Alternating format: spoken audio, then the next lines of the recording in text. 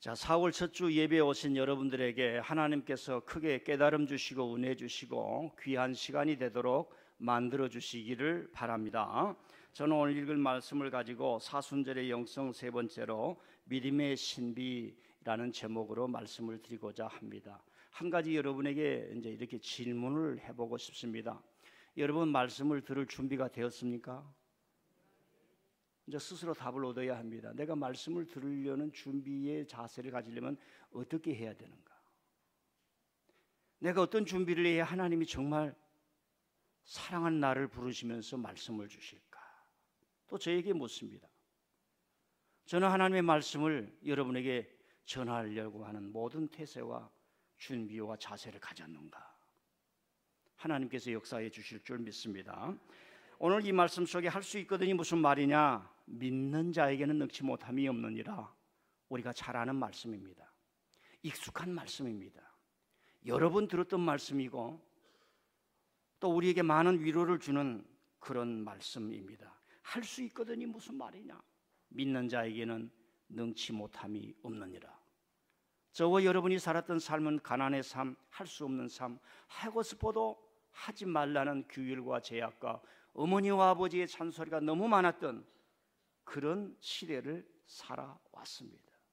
그래서 이 말씀은 더욱이 우리에게 익숙하고 좋아하는 말씀입니다. 할 수 있거든이 무슨 말이냐? 믿는 자에게는 능치 못함이 없느니라. 바울 사도는 이 말씀을 살짝 고쳐 있습니다. 내게 능력 주시는 자 안에서 내가 모든 것을 할 수 있느니라. 집에 가셔서 왜 이 말씀이 달릴까? 무슨 언어가 빠졌을까? 한번 비교해 보시길 바랍니다. 그럼 저는 여러분들에게 이렇게 묻습니다.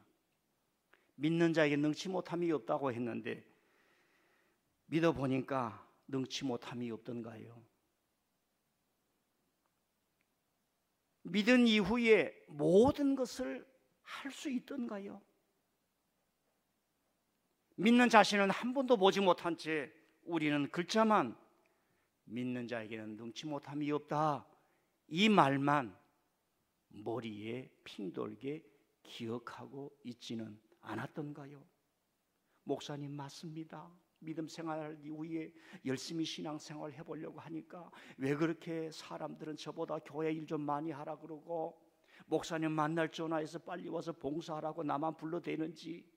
많은 성도들이 교회에 오면서 하나님 저를 타치하지 마세요, 목사님 저를 타치하지 마세요, 장로님 저 타치하지 마세요, 자기의 방을 딱 치면서 살아가면서 할 수 있거든이 무슨 말이냐? 믿는 자에게 능치 못함이 없느니라.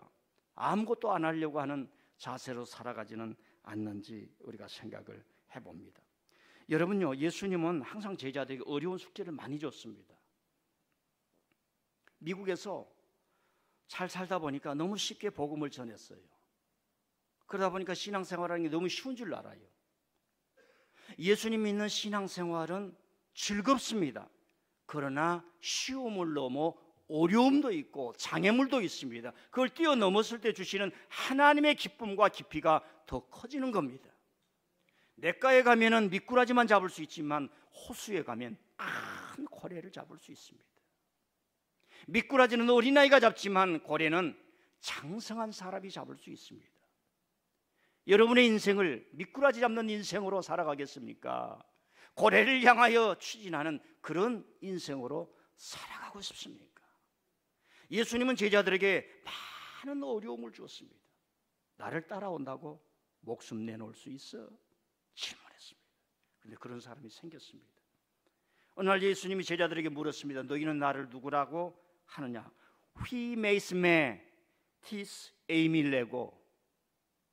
우리는 성경을 볼 때 베드로가 주는 그리스도시요 살아계신 하나님의 아들입니다. 이 글이 나오니까 그냥 쉽게 얘기를 한 줄 알아요. 기독교 2000년의 역사 속에 신학자들이 지금도 이 신학을 하고 있습니다.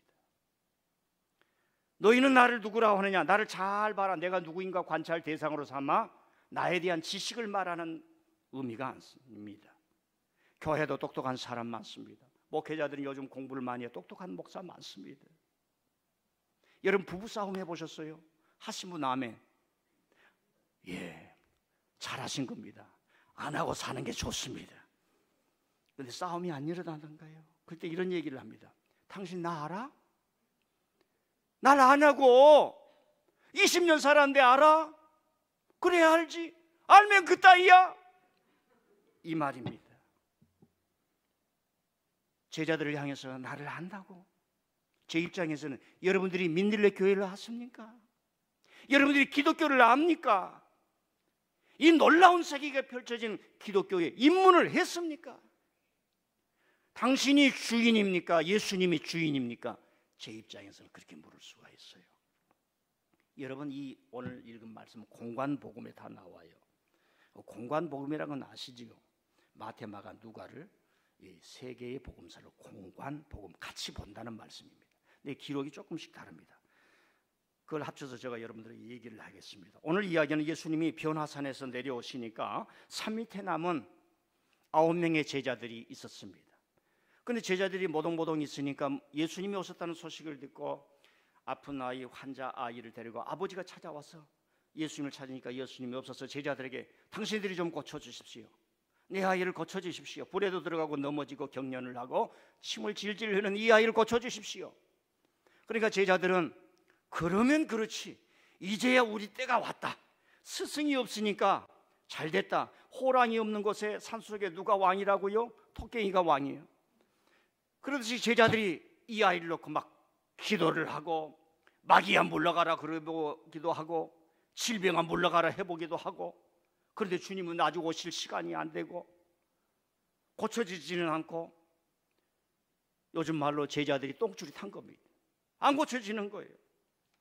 그런데 사람들은 둘이 눈치를 써서 제자들이 어떻게 하나 보고 제자들의 평판이 정말 떨어지는 그런 순간입니다. 그때 예수님이 오신 거예요. 그래서 난리가 난 거지요.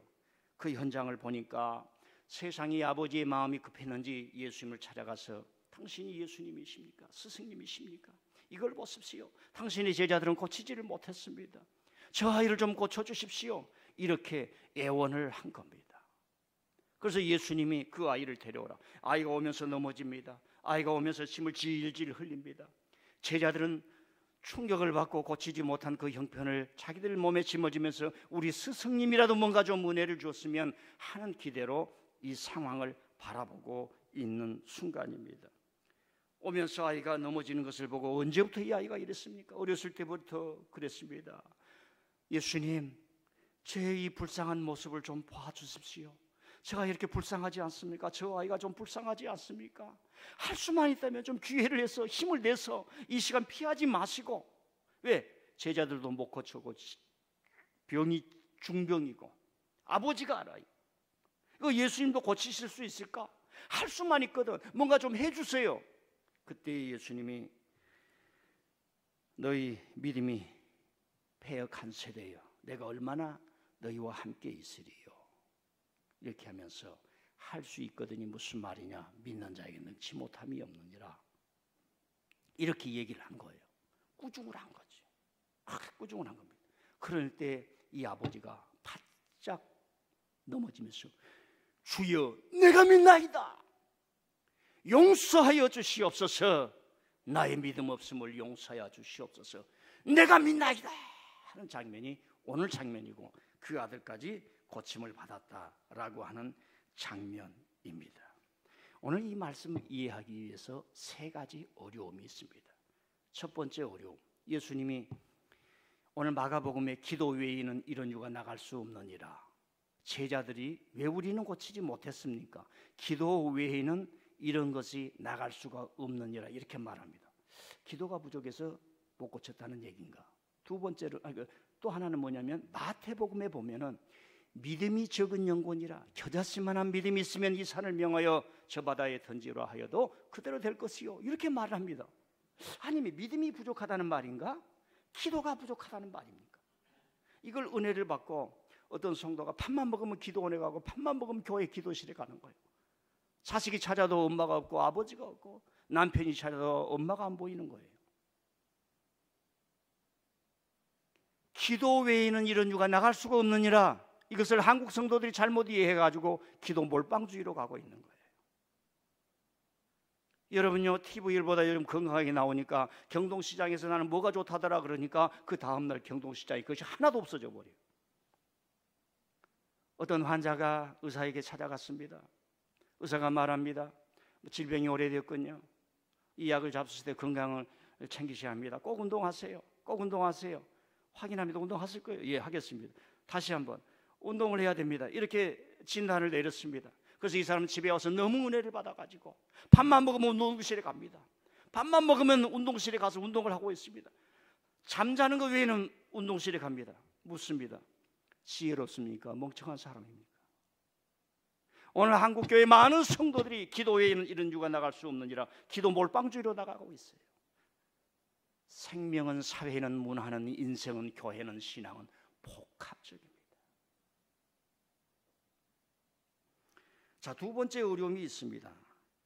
두 번째 어려움은 뭐냐면 경련을 품고 이 환자인 이 어린아이를 고쳐주는 말씀인가, 아니면 믿음이 없는 패역한 세대를 고친다는 말씀인가, 이걸 찾아내야 합니다. 근데 저와 여러분은 그냥 가자마자 직진 코스를 해가지고 예수님이 이 환자를 고쳐주는데 할렐루야 이러면서 이 말씀으로 직진하는데 길이 안 보이는 거예요. 세 번째 어려움이라고 하는 건 현실적인 어려움이 있습니다. 저와 여러분 기도 안 한 사람 있습니까? 기도원에서 날밤을 안 새워본 사람 있습니까? 저 뒤에 있네요. 새벽 기도도 안 나오신 분들. 금식 안 해본 사람 있습니까? 철야 안 해본 사람 있습니까? 10년 20년 믿음이 아브라함의 믿음을 들었고 베드로의 믿음을 들었고 주님 아니면 살 수 없습니다 하면서 헌신하면서 내 결혼 자금도 건축금으로 바치면서 그 믿음을 가졌는데 저와 여러분이 그 믿음으로 이런 사람 고칩니까? 못 고칩니까? 이 현실적인 어려움이 이 성경을 이해하는데 우리의 벽을 가로막고 있어요. 오늘 그 벽을 뚫고 나가고자 합니다. 먼저 이런 말씀을 좀 가르치고 싶습니다. 우리는 너무 쉽게 오늘 말씀을 오독을 합니다. 오늘 말씀을 가지고 흔히 생각하기를 이렇게 많은 이야기를 들어본 적이 있을 것입니다. 오늘 이 자리에 오신 여러분들은 주님을 믿는다면 귀신이 떠나가고 벙어리도 고쳐질 줄 믿습니다. 그러면 아멘 하게 되어 있습니다. 괜찮아요. 그런데 이 말씀을 이렇게 인용해서는 안 됩니다. 이런 식으로 성경을 이해하다 보니까 주술 종교로 변질되는 거예요. 주술 종교로 변질되는 거예요. 여러분들이 알고 있는 지식을 누가 전해주었습니까?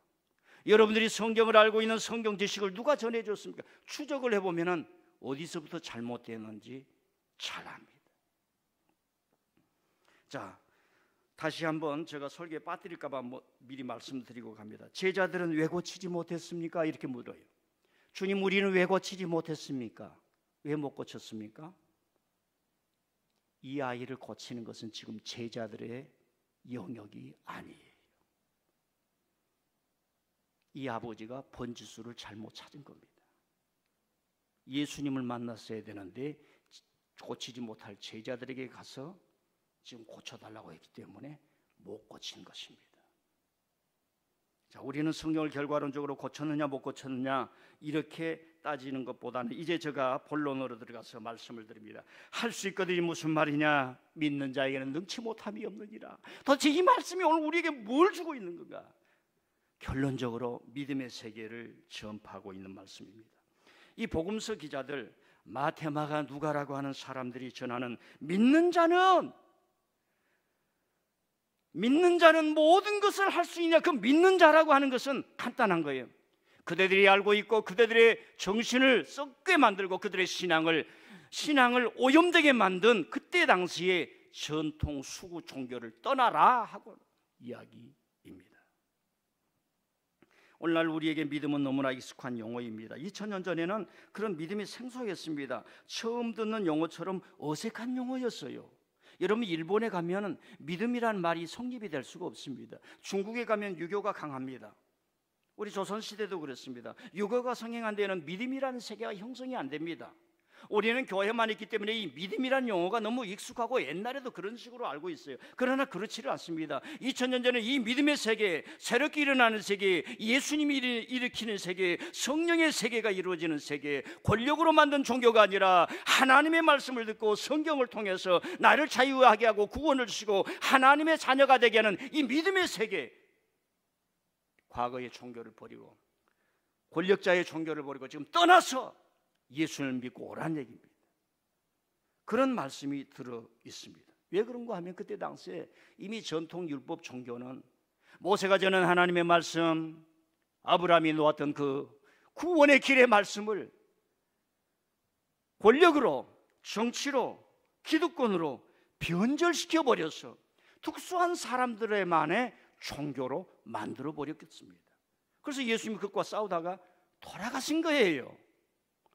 저는 적어도 여러분들이 이런 해석적인 관점은 거의 들어보지는 못했습니다. 제가 이렇게 전하는 것을 처음 듣습니다 하면 제가 또 너무 좀 나간 것 같아서, 그래서 그런 종교로 변질됐어요. 오늘도 우리 시대에서 종교가 변질되는 것이 너무 많습니다. 많은 신학자들이, 많은 교회가 당신은 지금 이단이야, 틀려서 성경을 잘못 해석해, 근데 집단이 형성이 돼가지고 그걸 벗어나질 못합니다. 이게 이단입니다. 가장 흥한 것이 신천지입니다. 그래서 권력과 야합을 하면서 자기 힘을 유지하고 있어요. 지금 할 수 있거든이 무슨 말이냐, 믿는 자에게는 지금 잘못되고 여러분의 영혼을 망치고 사두개인과 바리새인은 특권의식에 쌓여서 너희들이 지금 정치를 하고 종교 생활을 하는데 많은 수많은 하층민들을 만들어내는 그 시스템을 버리고 믿음의 세계, 사랑의 세계, 용서의 세계, 구원의 세계, 예수님의 세계로 오라, 이 말씀입니다. 여러분 보셨지요? 종교가 타락하는 거, 하나님을 독점하고 이용하면서 광장에 모여서 이상하게 다른 나라 국기를 들고 그들과 생각을 달리하면 저주를 퍼붓고, 광장에서 하나님의 이름을 부르면서 예수님의 이름을 부르면서 눈에 핏줄이 오가면서 기도를 하면 하나님이 들어주시는 거냐. 많은 사람을 미디어를 통해서 지금 속이고 있는 모습을 보게 될 것입니다. 역사에 너무 많았습니다. 제가 광고 시간에 하나 이러는데요, 우리가 성경을 볼 때나 찬송을 볼 때 예수란 말이 나오면 고쳐서 좀 부르세요. 우리 지선양도 잘 몰라, 저를 잘 모르더라고. 예수란 말이 나오면 예수님, 예수님 믿는, 이렇게 불러야지. 아니, 주님이신 하나님이신 예수, 우리 동무로 예수 예수 이렇게 부르면 되겠어요? 한국이 이런 데에 대한 인식이 아직도 없는 거예요. 내가 믿는 하나님, 나의 주님, 나를 사랑하시고 내 생명을 보이지 않게 보이게 인도하시는 그분을 이 번역문에 따라 성경에도 보면 예수 예수.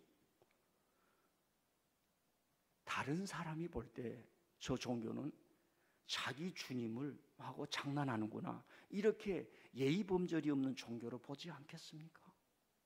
종교가 타락하면 냄새가 납니다. 여러분, 신앙을 소홀히 하거나 버리면 그 사람의 인격은 배신하는 영이 사로잡게 됩니다. 광야에서 원망하는 사람들을 본받지 말라 하지 않았습니까? 여러분요, 오늘 이 아버지가 예수님에게 믿음이 없는 이 패역한 세대예요. 언제까지 너희들이 이 나라를 망치고 하나님을 욕되게 하고 신앙을 거짓으로 하는, 거기에 가서 굴종을 하며 거기에 붙어있고 진드기처럼 붙어있고 거기서 자유하지 못할지냐? 이런 말씀을 전하는데 전통을 버린다는 게 쉽습니까? 대한민국의 초대교회에 많은 여인들의 헌신, 남편이 때려도 시아버지가 때려도 제삿날 상 올리고 주여 이해해 주십시오 하고 교회에 나오고, 많은 여인들의 수고와 헌신과 눈물과 순교가 있었다는 것 아십니까? 전통을 버리고 과거를 버리고 나를 버리고 나의 욕망을 버리고 예수님이 만든 믿음의 세계로 온다는 게 여러분 어렵습니다. 이 아버지 어렵습니다. 그러나 버려야 해요. 왜? 하나님이 그 종교의 유효기간을 끝나게 만들어버렸습니다. 지금 유대교회는 굉장히 폐쇄되어 있어요.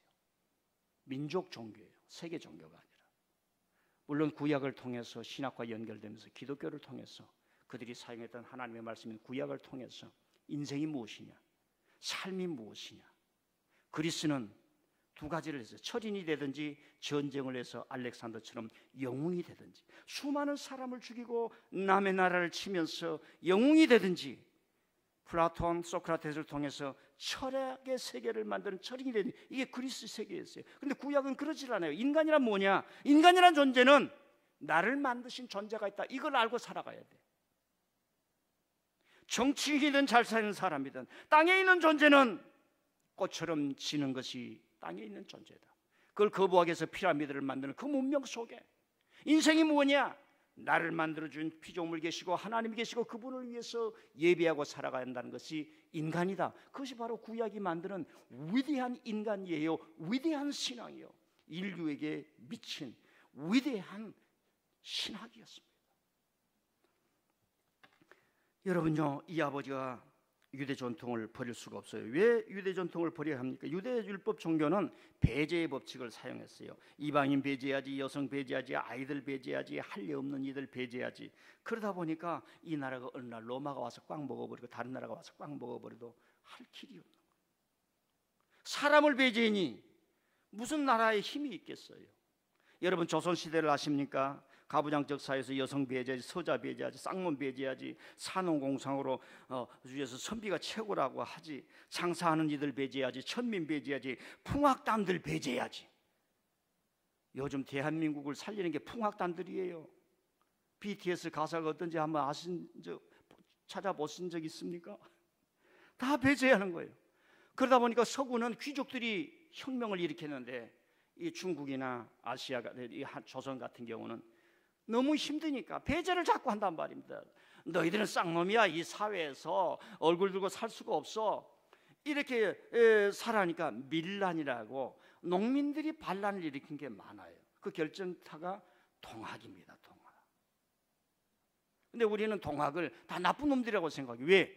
저와 여러분의 생각이 오늘 말씀처럼 과거에 매여 있고 과거의 사상에 매여 있고 잘못 전달해 준 사람들의 생각 때문에, 그런 사람들은 쓰레기 같은 인간들이고 하찮은 인간의 티끌 같은 인생들이 좋은 세상 만들기 위해서 일어나는 것은 나쁜 거야, 이렇게 교육을 받았기 때문에 그런 것입니다. 여러분, 그렇게 하다가요, 조선시대가 어떻게 됐습니까? 일본의 나라를 먹어도 누구한테 할 수가 없어요. 누구 나라라고 도와줄 수가 없어요. 우크라이나처럼 남의 나라가 도움받지도 못했어요. 그러나 예수님은 이 땅에 오셔서 믿음의 세계, 사랑의 세계, 복음의 세계를 이루어 주시는 거죠. 그리고 그 사이에서 배제됐던 사람을 모았어요. 배제해서 그들이 부른 하나님을 아버지라고 부르라. 그래서 제가 이걸 깨닫고 우리 교회에 이 주기도문에 쭉 보면은 그런 것을 만들어서 우리 민들레교회 선고 암송지 뒤에 나왔는데, 다시 한번 그런 생각을 가지고 읽어보시길 바랍니다. 야, 베드로, 그렇게 자기를 따라오는 사람, 야, 저 예루살렘 거룩한 곳에서 긴 옷을 입고 높은 자리에 앉으려고 하는 그 사람들이 부르는 여호와 야훼 하나님이 너희들의 아버지라 이 말, 너희들의 아버지라 이 말이에요. 흑인이라는 사람이 조선시대에 살면서 다 아이들을 배제하고 서자들은 아버지를 아버지라 부르지 못하나이다, 이 말을 홍길동전에 써놨어. 아버지인데 아버지 불렀다는 빰 맞는 거야. 저리 양반인 아버지가 팔자걸음을 걸으면서 가는데 아버지 이렇게 불렀다고 하는 내 이놈, 너가 어찌 나를 아버지라 부르냐, 이놈, 곤장을 30대를 맞으리라. 그래서 흑인이라는 사람이 홍길동전에 아버지를 아버지라고 부르지 못한 이 세상. 여러분, 우리가요 지금 성경에서 예수님의 은혜로, 십자가의 은혜로 말을 많이 합니다만, 이 성경을 파고 들어가 가지고 아하, 하나님을 내가 아버지로 부르는구나, 이 예배당에 와서 하늘에 계신 아버지 하나님 이렇게 부른다는 게 얼마나 위대한 역사가 있었고 내게 큰 은혜인가를 깨닫는다면 얼마나 좋겠습니까? 이 선포의 말씀이요 사람들을 뒤집어 놓았어요. 사회를 뒤집어 놓았어요. 이 말씀을 듣던, 이 말씀을 받던 사람들의 가슴이 뛰고 심장이 뒤흔들리고 영혼이 뒤흔들렸죠. 메시아의 시대가 왔구나. 천민 취급받던 우리 같은 이들도 뭔가 할 수 있구나. 그동안 이거 하지 말라, 저거 하지 말라, 집에 가도 이거 하지 말라, 뭐 10시 전에는 들어와라, 우리 익숙한 것 아닙니까? 이거 하지 말라, 저거 하지 말라 했는데 복음의 세계, 예수님의 세계에 왔는데 너희들이 기도하라 이 말이에요. 단 저들처럼 기도하지 말라. 너희들이 하나님의 자녀들이라. 너희들이 이 시대의 주인공들이다. 아브라함이 선택받듯이 그런 힘을 얻는 거예요. 그래서 이 사람들 가슴속에 영접하는 자, 곧 그 이름을 믿는 자들에게는 하나님의 자녀가 되는 권세를 줬다. 이걸 가슴에 품고 살고, 하나님이 세상을 이처럼 사랑하사 독생자를 주셨으니 이는 저를 믿는 자마다 멸망치 않게 하려 하십니다. 맞아. 다른 사람들은, 세상 사람들, 저 높은 사람 우리를 오클로스, 죄인들이라고 했는데 예수님은 우리를 하나님의 자녀로 만들어 주셨구나. 새 세계가 왔구나. 할렐루야. 얼마나 위대한 거예요. 마치 수험생이 대학교에 입학증 받을 때 얼마나 기뻐요. 자기 신세계가 열리는 거. 그래서 사람들이 목숨을 바쳤던 겁니다. 맞아, 이건 진리야. 우리가 믿어야 돼. 이 사회를 아름답게 만들고 평화에 만들고 복음의 세계로 만들기 위해서는 이 예수님의 말씀을 우리가 전파해야 돼. 목숨을 바치는 거예요. 생명의 그 길을 걸어가는 겁니다. 공부를 잘해도 돈을 벌어도 무엇을 하든지 그 길을 걸어갔던 것이 초대 교회였어요. 할렐루야. 우상에 절하지 말고, 세상에 절하지 말고, 과거 전통, 수구 전통에 절하지 말고, 거짓 사술에 절하지 말고, 지금 당장 끊어지는 역사가 있기를 바랍니다. 여러분들에게 말씀하는 그런 은혜가 있어요. 여러분요, 이런 놀라운 은혜가 오니까 경련을 일으킨 아이를 데리고 온 아버지가 그 자리에서 충격을 받는 거예요. 주여, 내가 믿나이다. 주여, 내가 믿나이다. 주여, 내가 믿나이다. 그 아버지의 가슴을 뒤흔들어 버리는 거예요. 왜? 그는 과거를 버릴 수가 없었습니다. 자기가 살아온 삶의 양식과 전통과 유대 율법 전통이 나쁜 줄을 알지만은 버리지를 못했어요. 그러잖아요. 우리가 무슨 당에 속해 보세요. 거기 빠져나올 수 있습니까? 못 빠져나오잖아요. 그런데 오늘 주님을 만나면서 이 아버지는 탈출해버리는 겁니다. 악으로 둔갑한 그때 당시 수구, 보수, 전통, 율법, 종교를 버리고 주여 믿나이다. 여러분, 이 주여 믿나이다라고 하는 게 어느 한순간에 평면적인 입장에서 내가 널 사랑해 이런 식이 아닙니다. 여러분, 괜히 남자 만나가지고 당신 사랑해, 남자가 지나가는 이쁜 사람한테 갑자기 평면적으로 사랑해 그러면 빰 맞아요. 내가 주를 믿나이다 라고 하는 것은 깊은 뿌리 속에서 맞아 내 영혼을 인도하실 분이 주님이시야. 내 어제까지가 무엇이었던데 이걸 버리는 그런 힘이 왔던 것입니다. 이 아버지의 가슴이 열리고 말씀의 세계, 믿음의 세계가 열려버렸던 것입니다. 아이보다도 이 아버지의 가슴이 더 뜨거웠을 것이고 거짓 전통을 버리고 깨달은 믿음의 세계, 이 믿음의 힘이 쫙 오는 거지. 덩실덩실 춤을 추지 않았어요. 저는 덩실, 오늘 찬양했습니다. 덩실덩실. 여러분요, 가정적으로 보면 아버지가 고쳐지니 아들이 고쳐졌어요. 아버지가 고쳐지니 아들이 고쳐졌어요. 어렵습니까?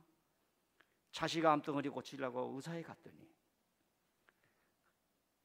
고쳐야 될 사람은 자기라고 하는 것을 깨닫고 돌아온 어머니 아버지가 있을 수가 있어요. 냉장고에 쓸데없는 물건 다 버리고, 잘못된 습관 다 버리고, 저놈의 텔레비 때문에 내가 의자에 앉아가지고 허리병이 올 때 텔레비도 다 버리고, 아들 고치러 갔다가 아버지가 먼저 고침받은 거예요. 아버지가 얼마나 덩실덩실 춤을 췄습니다. 감정의 기복이 아니라 끊을 수 없는 악을 행하는 집단 속에 내가 있었구나. 흡연하십니까? 음주하십니까? 도박하십니까? 성중독에 걸렸습니까? 이단에 속합니까?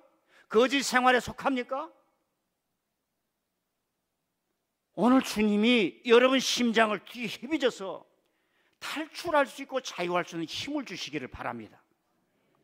제가요, 어제 2시쯤 됐는데 갑자기 누가 전화가 왔어요. 거기 어디세요? 그러는 거예요. 아, 민들레 교회인데요. 아, 민들레 교회요. 그럼 전화 받으신 분이 누구요? 아, 저는 민들레 교회 담임 목사입니다. 아, 그러세요? 제가 방송을 보고 목사님 설교를 들었는데요. 제가 방송 토요일 날 새벽 5시 반에 나가요. CBS에서. 근데 전화는 우리 교회 전화번호가 갑니다. 그래서 제가 착신이기 때문에 저 스마트폰으로 받는 거예요. 아니, 설교를 왜 그렇게 잘하세요? 저 이런 얘기를 처음 들어봤거든요. 제가 40년 이상 그 사람 말에 의하면 이 목사님 저 목사님 설교를 다 들어봤는데 목사님이 왜 그렇게 설교를 잘하십니까? 그런 거 제가 좀 강조를 했습니다. 제가 촌놈이라 누가 잘한다 그러면 이렇게 이제 흥분을 하는 거예요. 근데 목소리를 들으니까 할머니세요.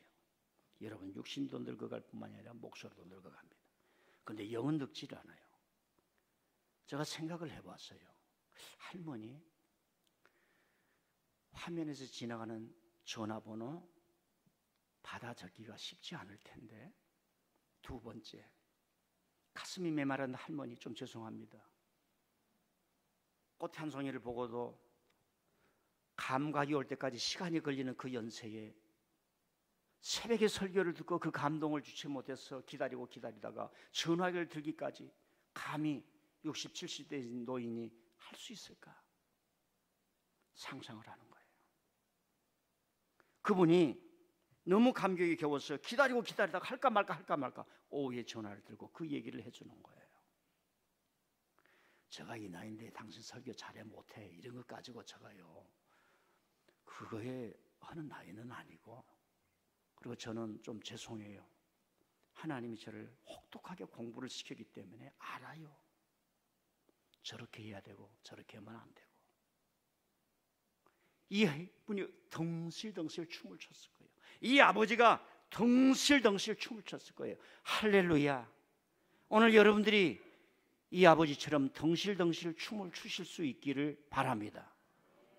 여기까지 설교하면 은혜가 되는 거예요. 되지요? 여러 가지를 넣었어요. 성경을 잘못 보고 있는 오독의 관점을 제가 여러분에게 제시해 드렸고요. 어떻게 읽어야 된다는 말씀으로 제가 이해를 했고요. 근데 여러분, 여기까지 읽으면 고등학생 수준입니다. 여기까지 설교를 듣고 은혜 받으니까 도케티즘에 빠지는 거예요. 제가 오늘 여기까지 얘기를 하겠습니다. 좀 미안해요. 제 주관적인 생각입니다. 주관적이라고 그랬어요. 한국교회 강단이 여기에서 끝나고 있어요. 마가가 왜 이 예수님의 말씀을 주 70년 예루살렘이 파괴되고 성전이 파괴되고 그런 상황에서 전했는가, 이걸 알아가면 우리 현실을 봐야 돼요. 시간이 갔으니까 제가 설교를 결론을 드리고 다음 주 고난주간에 못한 말씀을 드리겠습니다. 이 질문을 합니다. 누가 이 아이에게 말 못하게 만들었습니까? 누가 이 아이를 침을 질질 흘리게 만들고 이곳에서 쓰러지고 저곳에서 쓰러지고 사람 구실을 못하게 만들었습니까? 그걸 찾아내야 되는데 우리는 그 귀신을 찾아내지 못하고 앉혀놓고 귀신아 물러가라 하고 있는 주술 종교로 빠졌습니다. 오늘 이 아이 같은 사람이 우리 교회에 저한테 왔습니다. 제가 이 아이를 고칠 수가 없습니다. 고치지도 못할 겁니다. 그러나 사랑하고 케어하고 기도해 줄 수는 있을 겁니다. 자, 두 가지가 있습니다. 물어봅니다. 여러분, 이 아이를 데리고 어느 용하다는 은사 받은 사람이나 귀신 쫓아내는 사람 데리고 가서 기도 받겠습니까? 지금 21세기 대한민국 전국에 병원이 있는 곳에 이 아이를 데리고 사람을 잘 이해한다는 정신과 의사를 찾아가서 상담을 받으면서 이 아이를 치료의 길을 열겠습니까? 여러분의 자녀라면 어떻게 하겠습니까? 제가 다시 결론에 묻습니다. 오늘 이 말씀을 이해하기 위해서는 누가 물에도 쓰러지고 불에도 쓰러지고 침을 질질 흘리면서 사람 구실 못하게 만드는 그 세력, 그 집단, 그 사람이 누구냐라고 하는 겁니다. 어렵지요? 자, 우크라이나를 가겠습니다. 그 평화롭게 사는 사람, 얻어먹을 데 없는 그 땅을 포도를 싸서 지금 사람을 300만이 떠나버리게 만들고 고향을 잃고 향수병에 걸리고 어디 가서 살아야 될지 천막에서 살을지 내일을 계약할 수 없는 물에도 빠지고 불에도 빠지고 빠지지도 못해 죽어가는 시신으로 얼룩지는 그걸 누가 만든 그 귀신이 누구냐라고 하는 겁니다. 누가 그 사람들을 데리고 주님 고쳐주시겠습니까? 이럴 사람이 누구냐는 겁니다. 좀 어렵지요. 지하철에서 살 길이 막막하고 왜 해준다고 하는 약속을 지키지 않습니까? 휠체어 타고 시위를 하는 그 사람들 향해서 너희들은 비문명 국가인에서 하는 행위야 라고 차별을 하고 혐오를 하고 그들의 생존권과 인권을 방해를 하면서 침을 질질 흘리게 만드는, 제가 그 사람의 이야기를 다 전하는데 시간이 없어서 못해요. 누구냐 이 말입니다. 오늘 우리는 질문합니다. 이 아이가 도대체 누구냐 이 말이에요. 근데 우리는 잘 못 알고 있기 때문에 무슨 이상한 귀신이 들린 줄 알아요. 귀신을 본 적도 없어요. 그 귀신이 현실적이에요. 귀신이 현실적이라는 말입니다. 제가 80년도에 신학교를 다니기 위해서 서울에 왔는데, 서울에 오니까 장애가 있는 아이를 부모님들이 집에 가다 놔버린 거예요. 하루도 못 나오게. 우리는 그렇게 살았습니다. 예수님이 말씀합니다. 할 수 있거든요. 무슨 말이야? 믿음이 없는 이 패역한 세대여, 내가 언제까지 너희와 함께 있으리라. 어제에 매이고 과거에 매이고 주술에 매이고 힘에 매이고 권력에 매이고. 여러분 하나만 좀 얘기를 하고 하면, 너희들은 비문명권이냐, 그래서 야만이냐, 이런 것들이 서구가 아시아를 침공하고 일본이 그걸 베껴서 너희들은 야만인이고 문명인이 아니기 때문에 우리가 너희들을 침공을 해서 먹여주고 입혀주고 가르쳐줘야 된다 하면서 식민지를 만들었던 것들이 유럽에 200년, 잘 아세요, 200년이었어요. 그래서 거기서 주눅이 들다 보니까 우리가 서구를 선망하게 되었습니다. 그래서 남을 이해할 때 에티켓도 없는 사람, 쌍놈 지방, 문명국가 다닌 사람, 못 배운 사람, 이렇게 혐오를 하는 겁니다.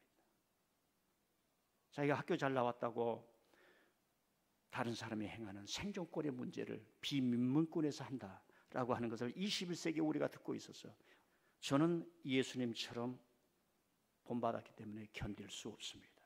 이제는 귀신들이 우글거리는 것에 대해서 귀신을 잡아야 되겠어요.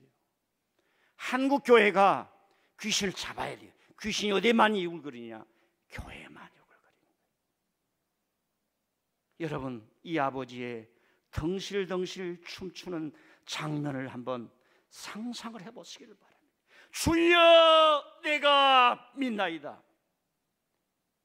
냉전이, 미소가 전쟁을 하던 시기가 1991년 소련 동구권이 해체되므로 냉전이 끝나버렸습니다.